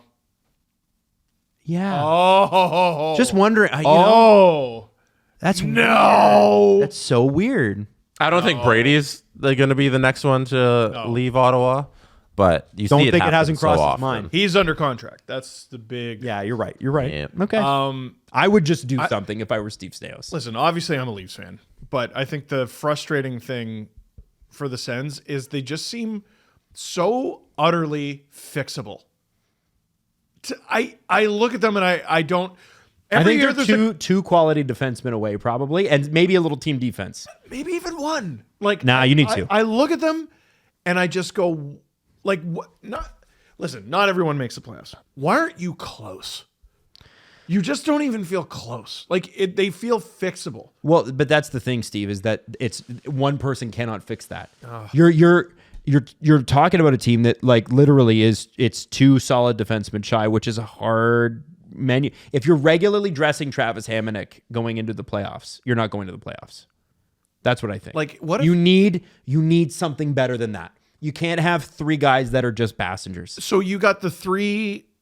I mean, Shabbat's not a kid, but you got 3 young guys on the left, and then your right side is Zub, Trouba, Jensen. There are teams with worse right sides. Oh, that'd be sick. That'd be sick. But There are teams you're with assuming worse- Trouba would go to Ottawa. 1 through 6 decors than that. I know. Right? And And I it's- keep. And I that's the keep thing. He's hammering an that. American. He wants to be in the States. Like, I get that. I understand. It's his contractual right to do so. Yeah. So I don't blame him necessarily, but someone like him Okay, would it's be not nice. Trouba. Well, I wonder Who is it? You know who I look at is I'm just because CJ put this on his trade board, and I had to ask him. I was like, "Are you sure?" Brad Marchand is on CJ's trade board at the moment. He is what? He's on the list. And it's not that he will get traded. It's that if he calls it the trade targets. Okay. And he is number 10 on the list. Whoa. On the list, Provorov, who we're getting to, Marcus Pettersson, Cam Fowler, Taylor Hall, Michael Granlund, Frank Vetrano, Trevor Zegras, David Jiricek, who's going to be traded probably imminently, Rasmus Ristolainen, and Brad Marchand. And by the way, underneath him, Trent Frederick. And what I find interesting about the Boston situation, do I think Brad Marchand's going to get traded? No. I don't. But to me, trading him is similar to trading Kreider. Well, yeah, but it's not Brad I want to talk about. Okay. If the Boston Bruins if they get to January and they're still playing like this, and the Sabres have gotten ahead of them, which they have in the standings as of now, I think overall in the league, I think Boston's like 18th, which is not good by their standards. Meh. What about one of the new guys? And I wonder if a guy who's used to playing in Canada, who just signed a big contract, who happens to shoot right, who's an absolute monster, like big guy. Are you talking about Zadorov? I am. He's a lefty. Oh, well, it doesn't matter. I wonder You're if. right. Like, I wonder if. I know it's $5 million for a Lindholm. bottom pair defenseman. yeah. But are you like, I wonder if that becomes part of the cover. Because what it does for the Bruins is if they go, the season stinks and we want some picks and we want to retool and go a different direction and be good again next year, well, you might want to move some money. I mean, I think if you're looking to move Zadorov, you move Sweeney with him. Well, that might happen anyway. Yeah, he's definitely out of the two new guys. He's, I think, way easier to move than Lindholm. Oh, I think there'd be a market for Zadorov. Yeah. Yeah. And I feel like Ottawa, that's exactly the kind of guy they might want. don't you see how many teams are pissed? It's great. Now, give let's me talk some. about Ivan Provorov here. LeBron goes into the fact Is he getting traded? yes. Let's see it. Now, Provorov's annual salary is $6.75, but the Kings retained 30% as a part of that 3-team trade with Cal Peterson. Who else was involved in that? That was a weird one. And so he actually only counts 4.725 against the cap. I mean, Philly, I guess. It was, Philly, Columbus, LA. Yeah, because he never actually played in the Kings. And the cost is a first-round pick. And they're willing to do it before the deadline. They're not saying they'll do it right now, but they are willing to do what Vancouver did with Zadorov and Calgary last year, So wait, they're moving off of Provorov and Jiricek? potentially. What are they doing? Well, that's a different story. But let's talk about the ask. What are you Jesse, doing? What do you want? Okay. would you pay a first-round pick for Ivan Provorov? That's pretty funny. No. No. Really? Yeah. That's Why? a little too rich. You think it's too rich? Yeah. Interesting. Be Now- a good defenseman on a good team. Ever. Yeah. What has Provorov done to prove he's a first round pick worthy? I'm gonna pay a first round pick to pay you to pay you nearly $7 million to be mid. Well, it's actually 4.725. Oh, 4.7. Oh, right. Well, I'm not a huge Provorov fan, but like that does change the conversation. And it's expiring at the end of the year. So he will make 7 because somebody's going to pay him that. There are teams with decors that could use him. I guess at the deadline. Are we talking at the deadline? We're talking leading up to that they are willing to do it beforehand if somebody comes to the table with the first round pick. Yeah, I'd say at the deadline, probably somebody. If it's like, I'm trying to think who. I tell Don you're not in you're not in Carolina anymore. We see first round picks move pretty often, like late first for Yep. defenseman rentals. Yeah. Yeah. So probably Worth noting, 32 points last year with the Blue Jackets, 27 the year before with the Flyers. He has 6 in 20 games this year, but he has played all of the last 2 seasons. So he's been pretty healthy, and he's a big boy, and he was a high draft pick. Good to know that he's healthy while being just ass. How much did you say his contract is? 4.725 on your cap if you get him, because Right. LA retained 30%. And then Columbus could Right. potentially retain as well. And I would expect for a first round pick that I would be like retain 50%. Yeah. Yeah. The conversation keeps changing. Right. Oh, he makes this. Oh, no, he makes this. Oh, well, how about he makes Yeah. this? Do you mind Ivan Provorov at what's half of 4.7? Yeah, like $2 million or whatever. I think a lot of teams live with that. Yeah, I think so. Okay, so that's interesting. Now, the Blue Jackets. And I think, Steve, you bring up a good question, which is What are you doing? David Jiricek seems like that's imminent Why? because there's been a bunch of rumors. No. Why no. are they trading him? Like what? Because they can't develop people. We talked about this, 2 episodes You're ago? rebuilding and suck, and you have a 5th overall pick who shoots right and plays D. Are you out of your mind? Who your AHL team are raving about and saying he's got nothing to learn here. Okay. That's what they said. 'Kay. Hortzy wrote it. So let's say he's not doing well, Yeah. and there's stuff that we see in his game that we don't like. Rutger McGuirty with the Winnipeg Jets. Sure. You need to fire your whole scouting staff immediately. Oh, I thought you meant, okay, never mind. They That's not just picked this player 5th overall. Like just. Like when was it? 22, What are we doing? I think. We were at that draft. What are we doing? You hired an entire staff, and you had the 5th overall pick. 6. Oh, 6th overall pick. Sorry, you get the 6th overall pick. It's a very high pick, and you pick. That's not a lot of picks. A big, offensively capable, right-handed defenseman. Yep. And I think it's so relevant to the story that you stink. You stink and have stunk and will stink. For 20 years. And beat the Leafs. Oh. Because, of course. It's very underratedly unforgivable. Anyway. You stink. And you need to rebuild. And you need to get younger. Mm-hmm. And why the fuck are you trading this player? I don't understand. This situation isn't fixable. Like, I feel like this situation just got here. Like, last year we were talking about, like, hey, you're yo-yoing this kid a little bit. Maybe don't do that. And it's already at, the trade is happening? Well, and the trade is happening because Dante Fabro was a guy that they brought in. They didn't have to claim Dante Fabro. And he's been doing all right. Well, yeah. But, I mean, the question is, what's better for your organization in the long run? Is it playing a guy who maybe your coach isn't crazy about right now because he makes mistakes, and he's 20 as a defenseman in the NHL? Everson. Okay. No, wasn't it Everson? No, I think you're right. Yeah. I don't understand why you need to trade this. Dante Fabro is also a UFA, isn't he, after this season? So, like, what are you... David Jiricek's 20, so the long-term plan is who? Like, okay, he has nothing to learn in the minors. Mm-hmm. Okay, I very much doubt that. Here's 30 minutes a night in the AHL. Yeah. Like, I just... You're a rebuilding team with a high-end prospect. Either playing in the NHL, and if you don't want to do that, play the wheels off him in the minors. But they're saying he's graduated from that. He's not. He's not. Like, that's their wrong thing mine. to do was what they were doing all this beginning of the season, which was having him sit in a press box. Like, that's the wrong stupid. thing. You don't do that. But that's the stupid thing is what they were doing. So like, I would be upset if I'm Jiricek. Yeah, you want him down the minors where he is now, and just leave him there. Yeah. Like, okay, you probably think you're better than this. You want to be at the NHL level. That's not up to you. That's up to us. The problem is no player is gonna. Well, I don't know this. Alan, don't call. But like.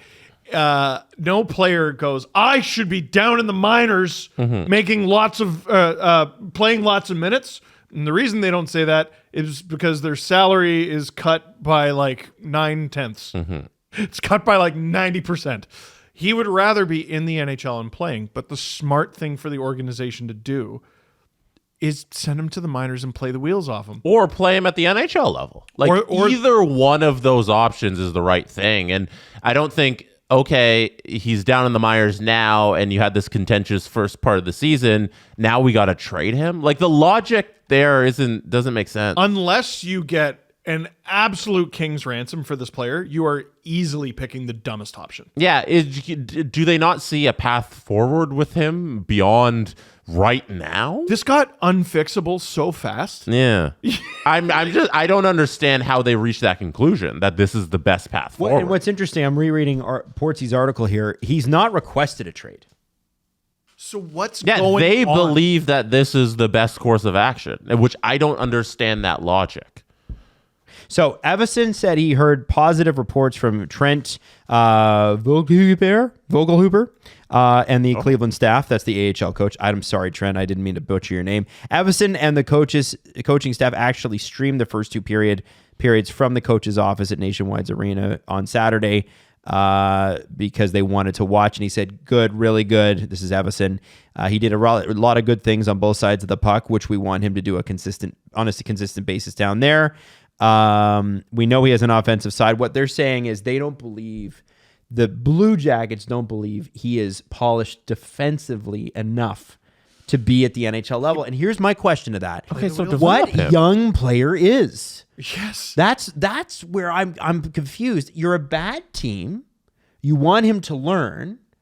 Sitting him in the press box is stupid. Sending him to Cleveland can teach him some stuff. But if you want him to get good defensively, it takes offensive defensemen years to get good at defense in the NHL. It does. We've seen it. And in Erik Karlsson's case, sometimes they just never do. But like, I think you do what every smart team does with a restless prospect who's good, and you go, hey, I got you something, and you hand them a box, and they rip off all the paper in the bow, and they open it up and get a big box of damn, that's crazy. I don't like, okay. Well, what they're trying to do is get another prospect for him. So much like the Jaeger-McGorty thing. A boat's a boat, but the mystery box can be anything. It can even be a boat. That doesn't make sense. Keep him. What are you doing? Yeah. I don't understand. And like their logic is like right now there's no place for Jiricek on the right side because we got Fabro and we got Severson, we got Jordan Harris. And I'm like, okay, but like, what about beyond this season? What about just having a good prospect? Okay, they don't have the room. Like right now, Montreal's playing the hell out of Lane Hudson. Right? He's been in every game. He's from the same draft. He was taking 4 picks before Jiricek. But is he perfect? And that's the point, is that they're playing the hell out of him, and he's great offensively, but he's not great defensively. He's getting turnstile. And he's trying to learn. They have that room at the NHL level to let him learn. Columbus, because of how they've decided to GM this, haven't left the room for Jiricek to learn at the NHL level this season. So either fix your own mistake, make room for him, whether it's through you want to scratch a guy or you want to move somebody, or figure out how to make this situation tenable so that you keep the player, because eventually you're going to need a good right shot defenseman. Jesse, nobody wants those. No, it's stupid. It's funny because now that you mention it, like, okay, Harris, they acquired this past summer in the Line A deal. Fabro, they acquired. They got him off the waiver. What are you doing? Yeah, through their own power, they took out the role that Jiricek would have had on this team. But if you're like, the development of Jiricek is too important to the future of this team, you get Fabro and you get Harris with the purpose of sending that man-child down to the minors. You play the wheels off him, and then you call him up, and he's great. Or, like, Jordan Harris can sit in the press box more than Jiricek Or was. Dante Fabro can. Do you see how many options there are other than trading this player? Dante Fabro, I get if you want to play him. Like, okay, we got 4 good right shots, Fabro, Severson, and Harris. Even though Harris, I'm pretty sure, is a left shot, right? But he plays the right side. Yeah. Okay, but you can have Jiricek ahead of fucking Harris on the depth chart. It's also worth mentioning Jiricek with the Cleveland Monsters in 55 games, 22-23, had 38 points. Last year, 29 games, 19 points, and he's already a point-a-game player at the Cleveland Monsters level. 2 games, 2 points. Jordan Harris, by the way, yes, Jesse, is a left shot. And if I may be TikTok about this, 11 games played. 0 goals. 0 assists. How many? 0 points. But like, what are we doing? I don't understand. He shouldn't be catching strays here. Like it. You drafted this player 6 overall and you're already done? Uh-huh. I'm sorry, everyone has to go. Like if that's the pick you made and it's already untenable, everyone's got to go. Or you simply figure it out. This just doesn't feel like it should be impossible. Yep. Unless there's something we're missing here. It's weird. Adam, can I host the next episode of Agent? Sure, and if you want. This is the only subject. I don't think Alan would want to talk about it while it's hot. I don't care if the episode's 5 minutes of him. It might be no. 5 seconds. You'd be like, so David, Jiricek, click. He's not going to talk about it while this is happening. All right, this has been Agent Provocateur. I would just like a reason from Columbus why this is the right course of action with your 2022 6th overall pick. And I think it comes down to, I don't think that I'm guessing, doesn't feel like Everson is a believer. That's why Don Waddell's like, I'm gonna sell on this. You brought the coach in, and Adam, maybe you can get a different prospect. Not Adam, sorry. David Jiricek has played 6 professional games this season. That's inexcusable. Yeah, it's crazy. Now, Inexcusable. moving on very quickly to the Pittsburgh Penguins. For those wondering, Mike Sullivan's not likely to be fired. Here's why. Josh Yohe, Athletic, he said, first off, he thinks that Dubas likes him. He said, I'd like to note also that Dubas, more than anyone, seemed very interested in squashing optimism at his preseason news conference. I want to go back and watch that. Because remember, this is the same organization that promised Crosby they'd be better this year. And here's what Josh says. I think he knew there was a real chance the team wouldn't be very good, and thus Sullivan was expected to survive the season. The question is, how poorly do the Penguins have to play for Sullivan to get fired? I'm sure there is a point where Dubas will say enough is enough. No coach, not even Sullivan, is immune to being dismissed. The Penguins are horrific right now. And what's interesting here is he started that by saying Sullivan has 2 years remaining on his contract following this season. And Fenway Sports, even though they have all the money, they don't like to spend all the money. That's how they have it. So Cool. The Penguins' points percentage starts with a 3. Dude, they're third last. They're fourth last in points, third last in points percentage. Like, Jesus. Nashville is second last. The frick. couple of things. What happened? Many people in the Pens organization were disturbed by Crosby dropping the gloves on Friday against Winnipeg. Don't take this the wrong way. No one has a problem with Crosby fighting. He's a competitor. It's that other people didn't step up. Yeah, and that fight it got for to him. that point. And then the last one is Josh says the number of season ticket holders I've heard from in recent days is staggering. They've voiced many complaints. Many are really pissed with Fenway Sports Group, which is interesting. So talking about teams that are unhappy, I think Pittsburgh is the most unhappy right now. There are a lot of teams that are unhappy. If the organization's goal from the beginning was Sullivan survives because we don't think we're actually that good, then do you just do nothing and sell at the deadline and make it miserable and go, it's miserable and there's not much we can do about it right now? Firing Mike Sullivan doesn't help the situation with the team. I agree. That's the thing where I agree with Dubas in that if you believe Mike Sullivan is a good head coach, firing him doesn't instantly make Right. the Penguins a good team. It's a roster construction issue. It's a direction issue. Like they have to pick a direction here. Either you're really going for it or you're in your rebuild mode. So I understand like, hey, Mike Sullivan might not be coaching that well right now, but it's also not his problem here. He's not the problem with the Penguins. How many quality goalies do the Penguins have? 0. I think a lot of people would say 0. I'm going to give them the benefit of the doubt and say 1. Nedeljkovic? Nedeljkovic. Sure. They got a good decor. Not really. Not really. No. And Marcus Pettersson's second on CJ's trade board. So How many guys are expected to do all the scoring? Like 4 or 5? What team is this and what year is it? What do you mean? Dubas teams have a type. I'm sorry, bad but like goaltending, bad defense. how many years were we like the Leafs are going to be fine if this goalie plays, and if that goalie doesn't play, we might as well not turn the game on. Guys aren't sticking up for their captain. The same guys have to do all the scoring, or you might as well not turn the game on.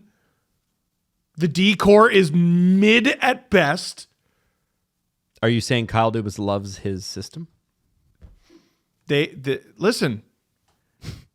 You're talking me into firing the coach isn't going to do anything because, yeah, what did we expect this team to be? Yeah. But the thing about the Dubas Leafs is that was some of the most successful regular season action that the Leafs have ever seen in their franchise's history. Followed by what is shaping up to be even better. Yeah.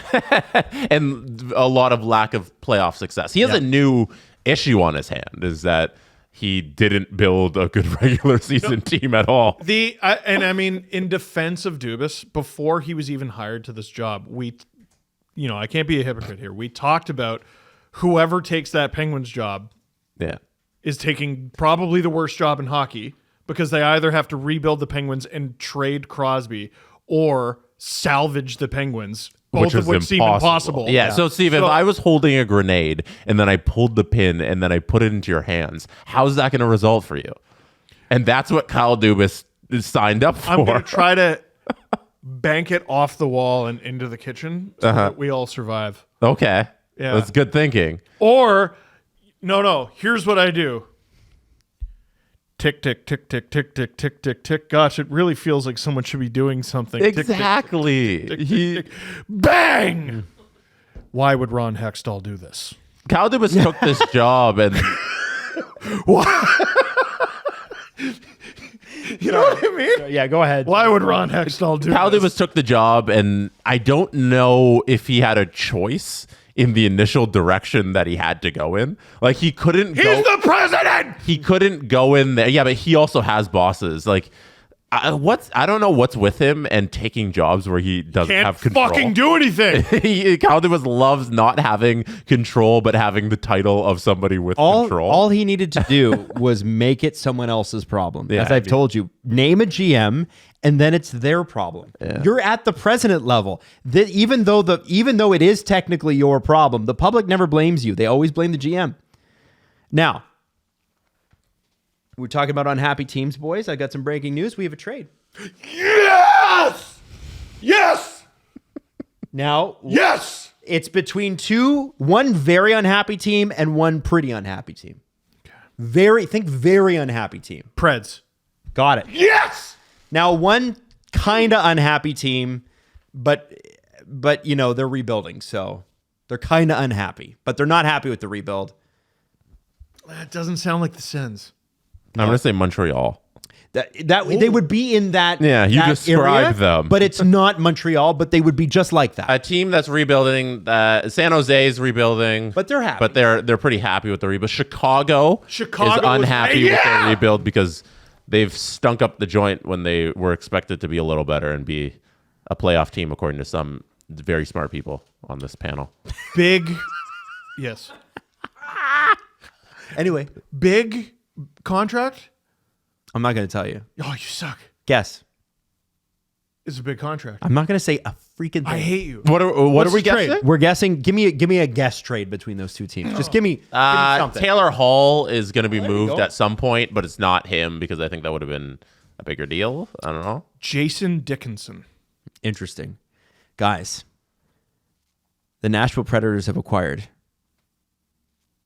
If this trade sucks, I'm going to fight. Ryder Rolston from Chicago. I'm going to kick your for ass. future considerations. Oh, you suck. Ryder Rolston, by the way, That was a complete has waste of time. one goal for the Rockford Ice Hogs this year in 6 games. Oh, you wasted everybody's time with that one. You need your ass kicked, Adam Wild. How much fun was that? None. That was amazing. None fun. Quick couple of things. Kevin Lankinen is having an amazing time in Vancouver. He's doing really, really well. Demko's back any day now, but I don't know what they're going to do because According to whom? huh? According to According to the Canucks, any day now? they're saying he's like getting really close. Like he's, All right. he's not Matthews day to day. He's actual day to day. That's what I wanted. That's what I'm just That's checking fair. in on because Demko was any day now last playoff. Yes, he Yeah, was. and then let me just take a hop, skip, and a jump on a transatlantic flight on my day-to-day injury. Oh, God. So that no one should worry about. This is real because I haven't Real, seen real. this. Okay, that's He is awesome. 10-3-2 in 15 starts. Lankinen has started 14 in the last 17 games for the Canucks. They beat the Boston Bruins last night. What was the the score? shot attempts? The score was 2-0, but the shot attempts were 72-31 for Boston. Damn. Vancouver skaters blocked 28, which is great. That means the rest of it was Post or Lankinen. And they are only 2 points behind the 50 win pace that they had last year with Kevin Lankinen in that. The Vancouver Canucks, if Demko comes back and is great, and then they have these two that is going to be unbelievable. Getting Kevin Lankinen was such a strange situation for the Canucks, and It was ended strange up, he went the whole offseason unsigned. How the fuck did that happen? I don't know. He was great with the but Reds. they got him, and I mean, what a great situation for him. What a great situation for them. Awesome. And last one, or two more. Will Lagesson, we mentioned it. 3 games for choking a guy. Until he tapped out. Yeah, and then Like- the last one, and this is from Insider Trading with CJ, something to keep an eye on. The Detroit Red Wings are about to go through a homestand. Oh. And apparently this homestand is important because Derek Lalonde's future hinges on it. Oh. Get ready for the Red Wings to either be so good or play like a team that is definitely trying to get their coach fired. One way or another, very interesting. Another unhappy team. I want to know how Porsche Detroit North feels about this homestand. Me too. You know, how many billboards outside of Little Caesars will they purchase? Can they spark a win streak? Because it's an EV, right? Yes. It's an EV. Oh, Yes, electricity. Come on. Yeah. Come on. Hopefully their fortunes head north. Maybe they'll beat the Bolts. Oh. Adam, you did Sidney Crosby very dirty. For weeks on this show, you've been asking Steve and I, hey, will he get 600 tonight? And then Sidney Crosby did. got his 600th goal, and it's been one episode now, and this is the second one. You haven't right. brought it up. Because I'm bored. It's not it. I'm bored now. It doesn't matter. You talked about $5.99. No, it's crazy. No, and listen, the company he is in is bonkers, but I'm bored now. Should have got it done earlier. You know what would have been more interesting in a Leafs jersey? Yo, you know what would have been? Yeah, it would have been great in a Leafs jersey. No. Here's what's interesting. It's never happening. He I'll got leave you 600 alone. goals, and all anybody can talk about is how shitty the Penguins are. Yeah, 'cause That's- the night Sidney Crosby got 600 goals was last Saturday, and the Penguins lost 6-1 Oh my God. during that game. So yeah, Wait, I was just, that I the just game thought, he fought Connor? was that? Was that the game he fought Connor? No, game after. Oh, okay. Yeah. Yeah. Like, that's nuts, right? 600 goals puts him in exclusive company, 21st player all time to hit 600. He's now one back of Yari Curry, who famously finished with 601. Yes. It's just what an incredible career for that guy. Mount Rushmore of hockey people. Who is the most realistic person he can catch? He's gonna move What, up this year? this chart by the end of his career. I'll bring up I think by all-time this- goals. By the end of this year, he'll be past Joe Sakic. Yeah, because Joe Sakic at 625. That's 16th all time. So by the end of Crosby's career, do you guys think he hits 700, which would put him in the top 10? Yzerman's the 10th position, 692. So you imagine if he hits 693, he'll stick around for those 7 extra goals and be somewhere near 700. I think he'll be Does ahead of Sidney Mark Crosby- Messier. Let's go. In goals and points. Let's go uber conservative. Okay. He scores 20 goals the rest of the season. He scores 30 goals each of his next 2 seasons. What is he at right now? 20 goal. He's at 600. No. This season. Hang on, I'll look it up. Oh, Yeah. I don't know. Yeah, so That's why I'm looking it up. 8. He's at 8. Oh yeah. So even more maybe. If let's say he has a 30 goal season, right? Yes. So yeah, 22. Sure. Yeah. So yeah. 30 Okay. goals this 30 goal year season. and next and next. Super conservative. That brings him to 682, which would bring him 2 shy of Timo Solani. No, he's sticking around. He's got But then he needs to sign another contract with whom? so here's Man, he's going to look good in Colorado. It's crazy. here's where I'm going with this. Yeah. Like the Crosby Ovechkin discussion often comes down to, yeah, but Ovechkin's the best goal scorer of all time. There's a real good chance Crosby still ends up top 10. Yeah. Probably like Mike Gardner has 708. So I did the conservative number, a more realistic number. All right, let's say he finishes this year with 35. And next year with 35, and next year with 35. Oh man, like he's right there. He's Crosby, who is like probably a playmaker first, is still going to end up top 10 in goal scoring. 700 is a little harder than I initially thought. Fewer than 10 players have ever done it. Yeah. For him to get another 100 goals, because It's a lot. I'm trying to like envision in my mind how much longer he's going to play. Right. If he's like 2 more years with the Penguins, we're in full rebuild mode. I'm just here to hang out with the kids that Dubas hopefully brings in. Yeah. I don't see him putting up 2 35-goal seasons and then sticking around after that to hit 700. So he could potentially fall short of that. Last year, he had 42. The year before, he had 33. The year before, he had 31. And the year before, that was a 69-game season.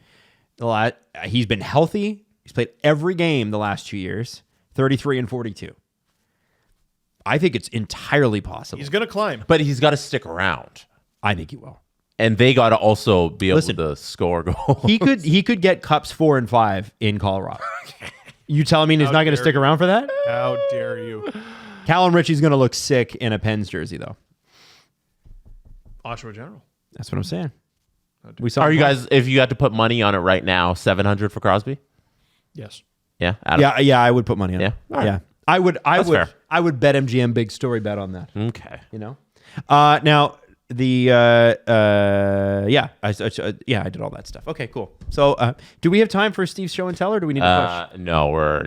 Are you serious? Adam didn't leave you enough time. It's been. I'm sorry. There's been a lot. We're We're over an hour 50 in. and I'll tell you what threw this off is that I got the NHL player safety thing dropped in my lap mid-show. I did have space for this, but we spent 20 minutes on it because Jesse was like, "Well, do you want to look them both up?" And I was like, "Damn, I do." No. What is I'm it? pulling out Can you do two this things. in 2 minutes? Pull them out. Okay. Doug Leaf fan keeps going in your streams and going, Oh. give me the damn programs. How he cannot be giving those to me. This is the 2000 All-Star Game program. We're giving this back to him, right? Why? He can't just be giving this to me. He lives in London. I can't. I don't know. And That's this insane.